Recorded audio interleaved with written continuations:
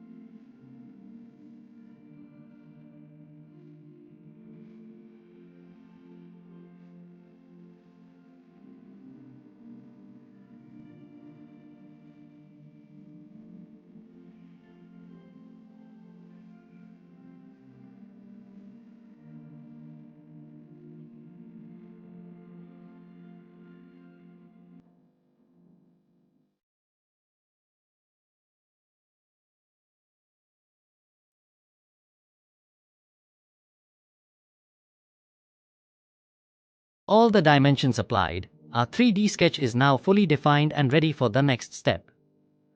Exit from Sketch tab. Now that our 3D sketch is ready, let's create the weldment structure.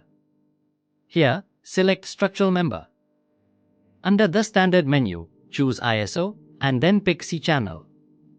You'll see different sizes of C-channels available. After selecting your C-channel size, you'll see the Groups section on the left. Click on New Group.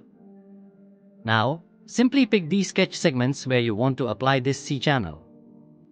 Now that our weldment groups are ready, before we confirm the structural member, let's adjust the profile position. On the left side, you'll see the Locate Profile option. This point controls how your channel sits on the sketch line.